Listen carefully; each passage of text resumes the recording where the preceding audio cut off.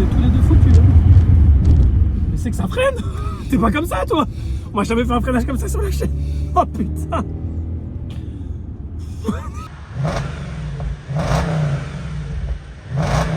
Ciao tutti, j'espère que vous allez bien. Aujourd'hui, nous allons faire un coupé Dutchland au 4 anneaux, V8, 4 litres 2, quattro, enfin transmission intégrale, 60% à l'arrière, 40% à l'avant. Certains l'auront trouvé. Il s'agit de l'Audi S5 de Manu. C'est Manu. Salut, Ça va bien? bien et toi? Ça va, ça va. Bon, t'es venu aujourd'hui nous présenter ton daily. C'est ça. Parce que ça, c'est plutôt rare. Une voiture en daily comme ça, avec un gros moteur. On peut parler de la consommation pour commencer? Ah, c'est vraiment très raisonnable, honnêtement. Je m'attendais à pire. Ouais. Sachant que c'est un V8, V8 Atmo, essence. Quand je suis sur autoroute, je fais du 8,5 litres, 9 litres à peu près. Ça Après, va. c'est vrai que chez nous, on a des autoroutes aussi qui sont à 110, pas 130. Ouais, oui. Et après, honnêtement, quand je fais de la ville, je suis plutôt entre 10 et 12 litres en fonction du type de trajet. Ça consomme rien. Et non, clairement, c'est super raisonnable. Même en roulant très très fort, vraiment, quand je roule vraiment À fond les de ballons. manière dangereuse, quoi. Ouais, je suis à 13-14, mais ça arrive rarement. Sachant que c'est mon daily, donc forcément, je l'ai tous les jours au quotidien, donc je roule cool avec aussi. C'est pas comme quand tu l'utilises que le week-end où là vraiment tu as envie d'en profiter un max. Ouais, ouais. Ah, mais je pensais pas que ça consommait pas comme ça. Presque écologique, hein, le V8. Ouais, il doit y en avoir qui pédalent sous le moteur, c'est pas possible. Ouais. Bon, elle est stock, mais on peut quand même faire le tour. Ça reste une Audi Complète- S5. Hein. Tant qu'elle a le blason S ou RS, on est tout bon. Hein.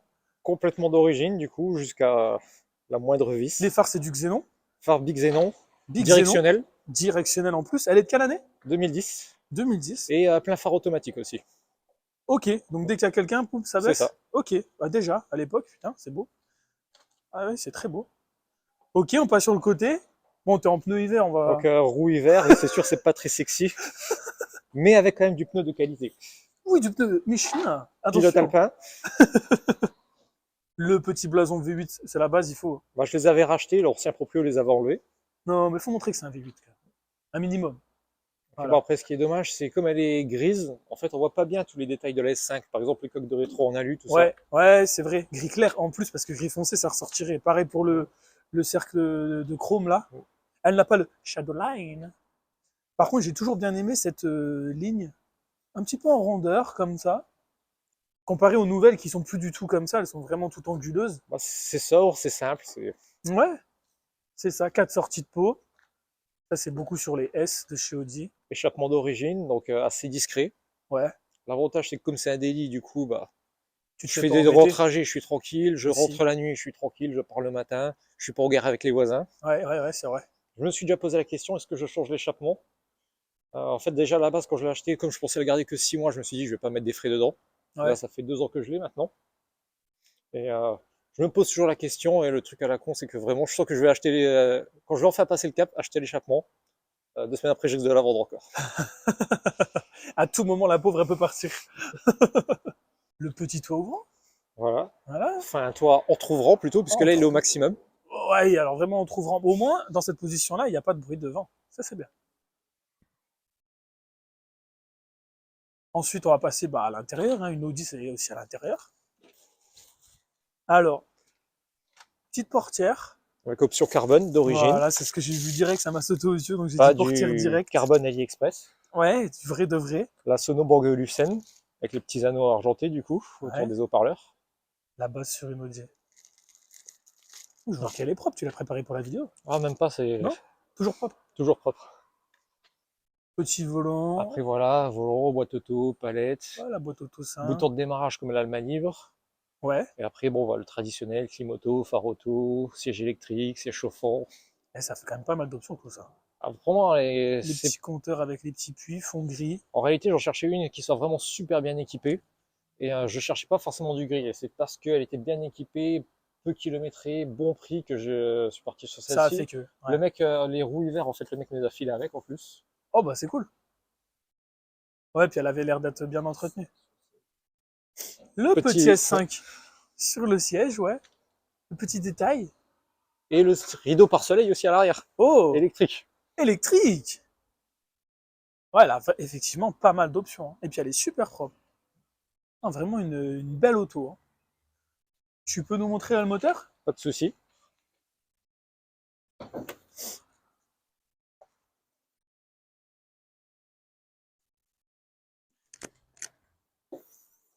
Ben, Donc voilà, full origine, même pas un filtre à air modifié. Donc un Même filtre à air pas. d'origine aussi. Bon, si quelqu'un cherche la pompe à essence, je crois qu'elle est là. Je suis pas bien sûr. Ouais, les Il y deux en là. a deux. Tu vas la changer au moins, c'est pas emmerdant. Bon, de toute façon, c'est connu comme problème dessus. Ah bah c'est pour Après, ça ils l'ont mis au-dessus. le truc, c'est qu'en même temps, après, ça arrive en général entre 100 et 150 000 bornes. Et elle a combien? Et là, elle a 128 000. C'est entre deux. Donc après, honnêtement, ça arrive, ça fait, je crois, entre 3 et 400 euros par pompe. Ouais, Après, tu te généralement dis, c'est une, mais tu changes les deux. après, autant faire les deux à coup, t'es tranquille. Et de toute façon, tu vois le temps que ça tient, c'est le truc, tu te dis, ça arrivera une fois dans la vie de la voiture. Oui, puis c'est pas non plus une grosse panne, on va dire, ça va. Voilà, C'est c'est pas la dispo mort. tout de suite au-dessus. Alors par contre, si tu regardes, tu vois que le compartiment remoteur est très rempli. Oui, T'es vraiment au bord ici par rapport au ventilateur, donc t'as pas de place. effectivement. Et si tu veux faire une listrie, un truc, par exemple la maladie là-dessus, c'est la pompe à eau qui est Ouais. en plastique. C'est une Qui chaîne se de laisse- distri là-dessus? Chaîne de distri. Ok, Mais courroie d'accessoires, bah, pour la faire, faut tomber tout la face avant.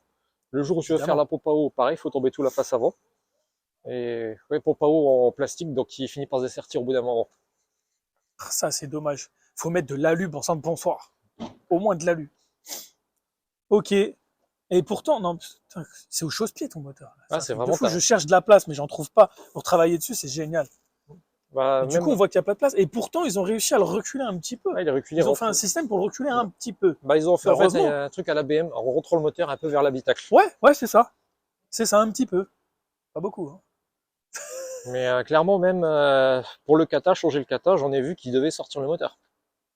Ils sont où là-dessus? Direct en sortie? Je pense qu'ils doivent être en dessous, entre le moteur et entre, Oui. ils doivent être entre Ok. le berceau et le moteur, je pense. Ouais, ok. Donc, Ouais, en sortie de collecteur. C'est Ouais. génial. C'est tout ce qu'on aime. Pour démonter, c'est génial. Ok. Bon, on va se faire un petit tour. Ouais, bah, ça marche. Allez, c'est parti.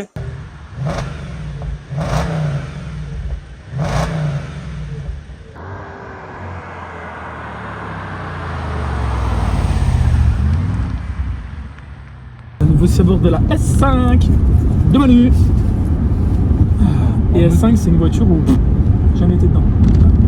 Après, honnêtement, l'intérieur il est très sobre, il est très proche de la A5 traditionnelle. Oui, La seule différence, c'est les logos et le compteur. ouais, pas beaucoup quand même. Mais voilà, tout le Et reste. les sièges, non? Je crois que les S-Line peuvent avoir les mêmes sièges. Ah, En option, bien sûr. bon, il y a le logo S5. Voilà. Ah, on a C'est trouvé des quelque sièges chose. S5, c'est pas des sièges. Voilà. Non, ça va. Donc tu allais dire, on est en mode confort. Donc là, on a mis le mode confort, sachant qu'elle a du coup les suspensions pilotées. Ok. Donc ça va jouer sur l'amortissement. Jouer aussi sur la dureté de la direction. Ça, par Ouais. contre, c'est vraiment énorme le changement. Ah ouais, à ce point? Et ça change vraiment tellement que le mode dynamique est justement beaucoup trop abusé. Alors, quand tu roules en mode sport, Ah. du coup, t'aimes bien toujours avoir une direction assez lourde pour avoir quand même plus de précision. Ouais, pour avoir un meilleur Là, toucher. c'est hein. vraiment beaucoup trop lourd, t'as l'impression de conduire un camion.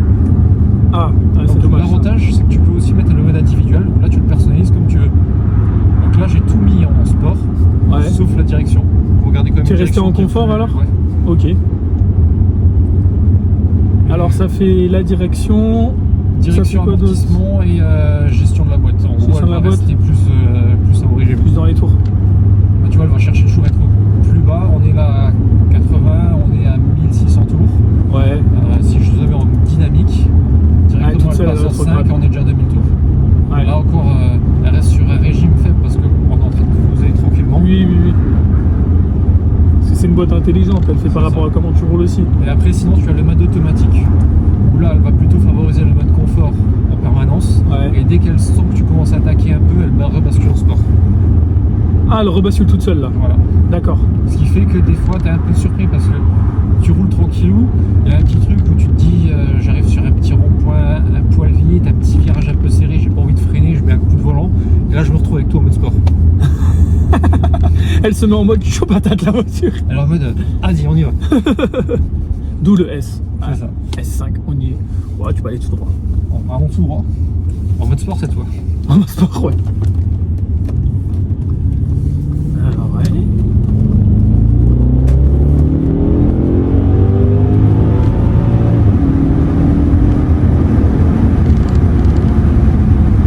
Effectivement.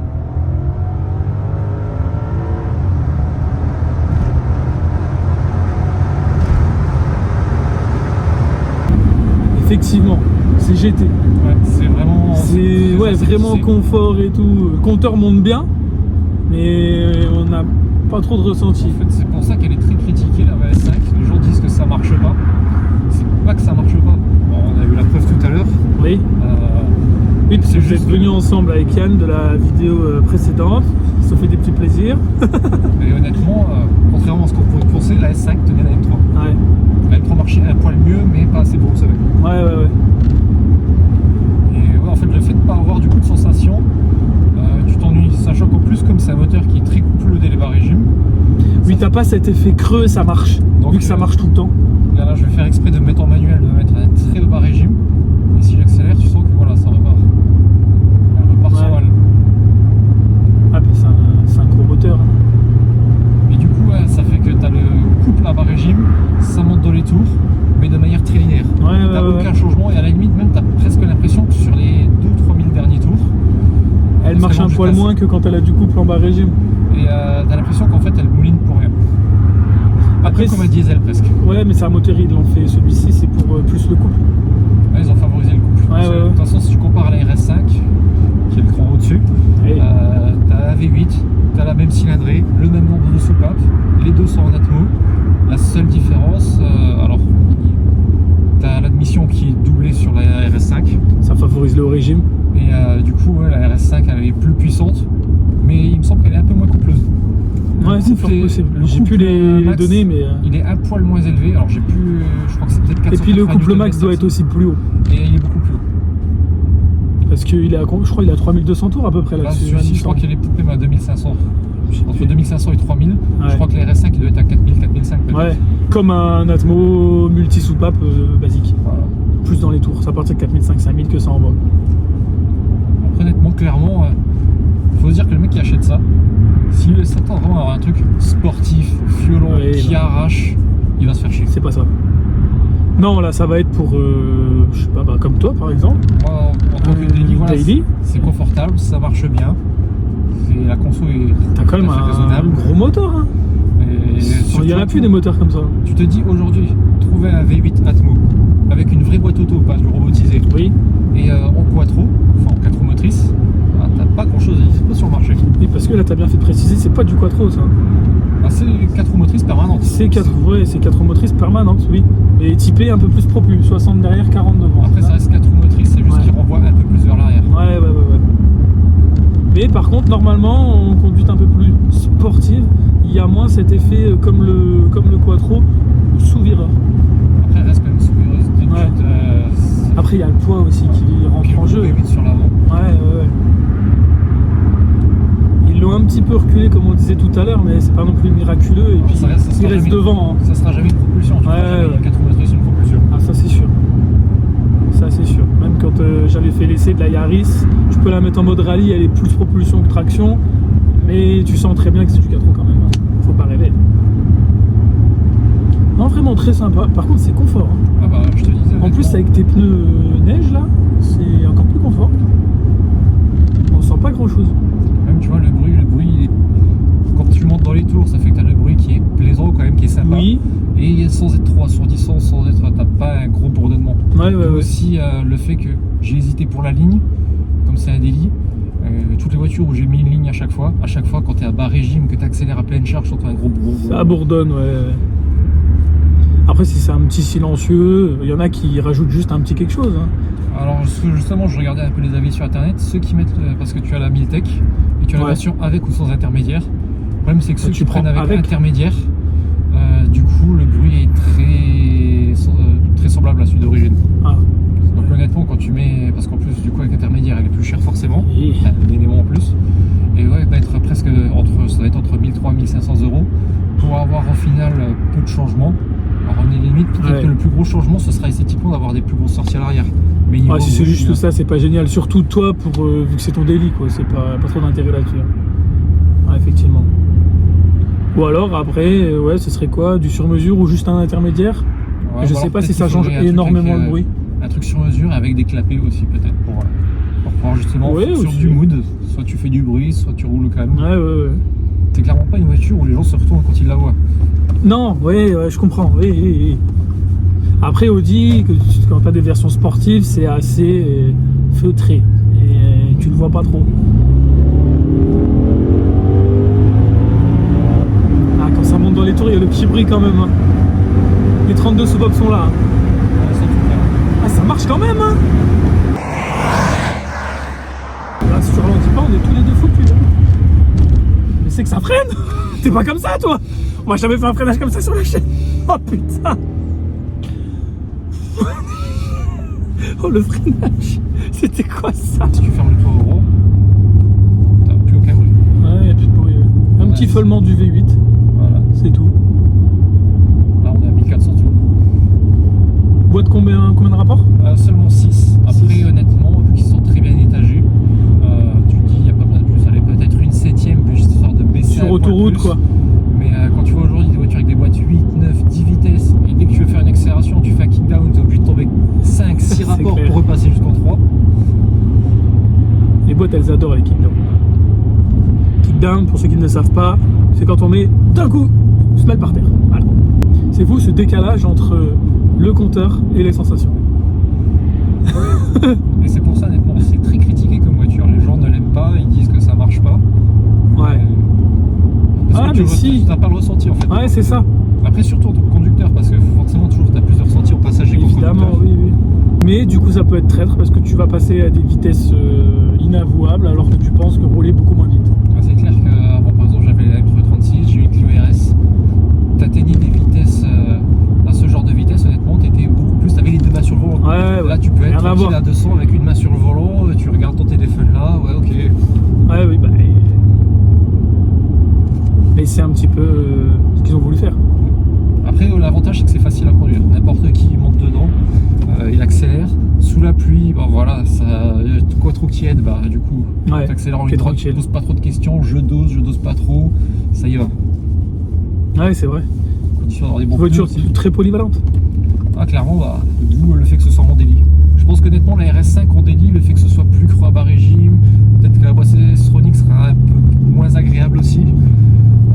Je pense qu'honnêtement, une RS5 au quotidien, c'est faisable, mais ce sera moins agréable. Bon, Manu, merci pour ce petit tour en classe affaires. De rien.